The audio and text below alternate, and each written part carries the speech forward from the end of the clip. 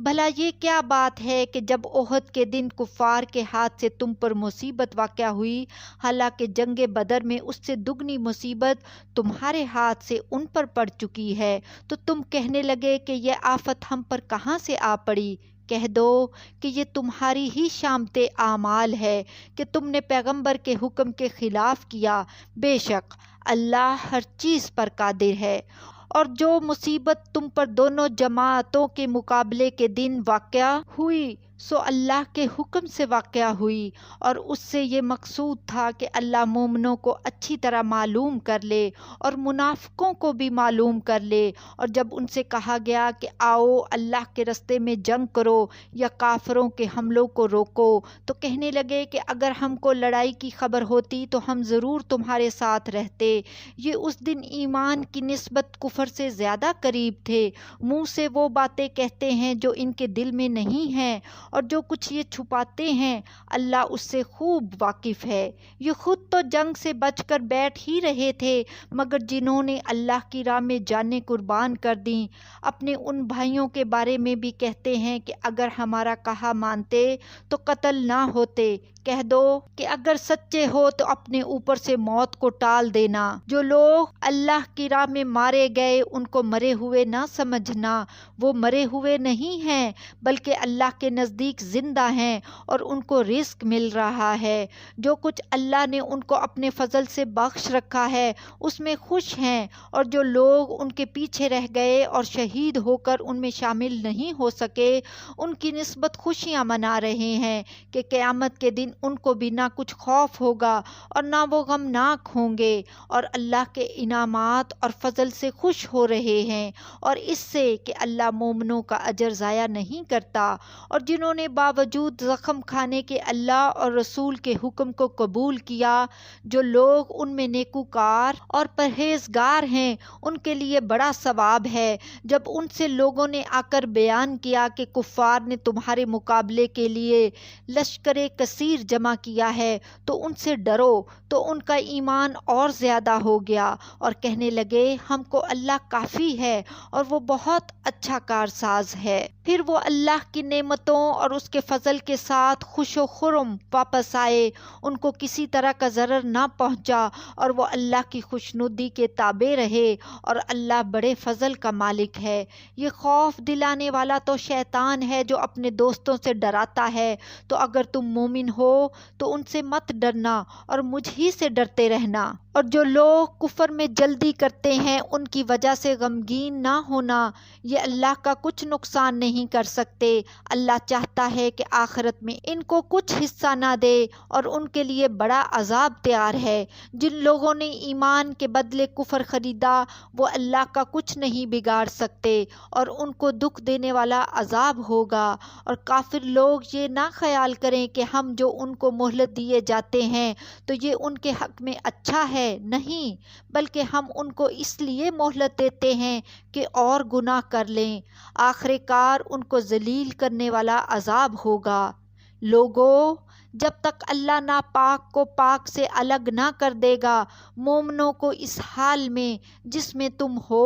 ہرگز نہیں رہنے دے گا، اور اللہ تم کو غیب کی باتوں سے بھی مطلع نہیں کرے گا۔ البتہ اللہ اپنے پیغمبروں میں سے جسے چاہتا ہے منتخب کر لیتا ہے، سو تم اللہ پر اور اس کے رسولوں پر ایمان رکھو، اور اگر ایمان پر قائم رہو گے اور پرہیزگاری کرو گے تو تم کو اجر عظیم ملے گا۔ جو لوگ مال میں جو اللہ نے اپنے فضل سے ان کو عطا فرمایا ہے بخل کرتے ہیں، وہ اس بخل کو اپنے حق میں اچھا نہ سمجھیں، وہ اچھا نہیں بلکہ ان کے لیے برا ہے۔ وہ جس مال میں بخل کرتے ہیں قیامت کے دن اس کا طوق بنا کر ان کی گردنوں میں ڈالا جائے گا، اور آسمانوں اور زمین کا وارث اللہ ہی ہے، اور جو عمل تم کرتے ہو اللہ کو معلوم ہے۔ اللہ نے ان لوگوں کا قول سن لیا ہے جو کہتے ہیں کہ اللہ فقیر ہے اور ہم مالدار ہیں۔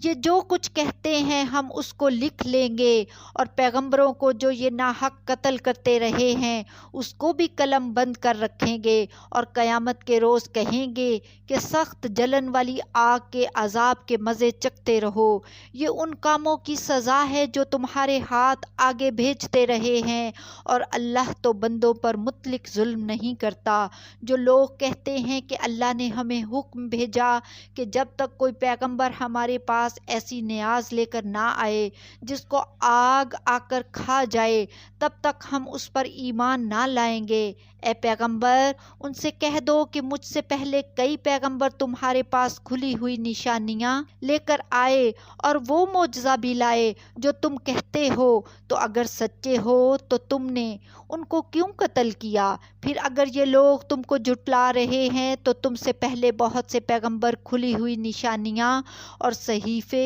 اور روشن کتابیں لے کر آ چکے ہیں کہ ان کو بھی جھٹلایا گیا تھا۔ ہر شخص کو موت کا مزہ چکھنا ہے، اور تم کو قیامت کے دن تمہارے اعمال کا پورا پورا بدلہ دیا جائے گا۔ تو جو شخص دوزخ سے دور رکھا گیا اور بہشت میں داخل کیا گیا وہ مراد کو پہنچ گیا، اور دنیا کی زندگی تو دھوکے کا سامان ہے۔ اے اہل ایمان، تمہارے مال و جان میں تمہاری آزمائش ضرور کی جائے گی، اور تم اہل کتاب سے اور ان لوگوں سے جو مشرک ہیں بہت سی ایذا کی باتیں سنو گے، تو اگر صبر اور پرہیزگاری کرتے رہو گے تو یہ بڑی ہمت کے کام ہیں۔ اور جب اللہ نے ان لوگوں سے جن کو کتاب عنایت کی گئی تھی اقرار لیا کہ اس میں جو کچھ لکھا ہے اسے لوگوں سے صاف صاف بیان کرتے رہنا اور اس کی کسی بات کو نہ چھپانا، تو انہوں نے اس کو پسے پشت پھینک دیا اور اس کے بدلے تھوڑی سی قیمت حاصل کی۔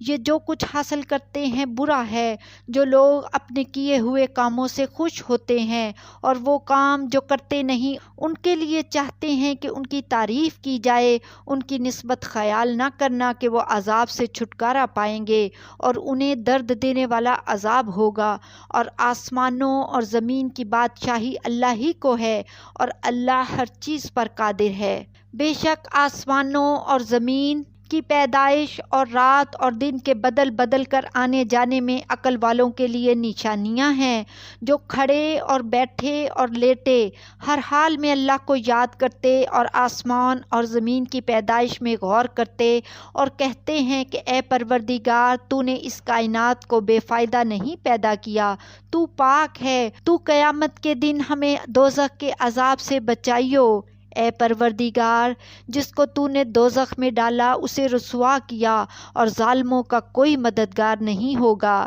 اے پروردگار ہم نے ایک پکارنے والے کو سنا کہ ایمان کے لیے پکار رہا تھا کہ اپنے پروردگار پر ایمان لاؤ، تو ہم ایمان لے آئے، سو اے پروردگار ہمارے گناہ معاف فرما اور ہماری برائیوں کو ہم سے دور کر دے، اور ہم کو دنیا سے نیک بندوں کے ساتھ اٹھائیو۔ اے پروردگار تو نے جن جن چیزوں کے ہم سے اپنے پیغمبروں کے واسطے سے وعدے کیے ہیں وہ ہمیں عطا فرما، اور قیامت کے دن ہمیں رسوا نہ کیجیو۔ کچھ شک نہیں کہ تو خلاف وعدہ نہیں کرے گا۔ تو ان کے پروردگار نے ان کی دعا قبول کر لی اور فرمایا کہ میں کسی عمل کرنے والے کے عمل کو مرد ہو یا عورت ضائع نہیں کرتا، تم ایک دوسرے کے ہم جنس ہو۔ تو جو لوگ میرے لیے وطن چھوڑ گئے اور اپنے گھروں سے نکالے گئے اور ستائے گئے اور لڑے اور قتل کیے گئے، میں ان کے گناہ دور کر دوں گا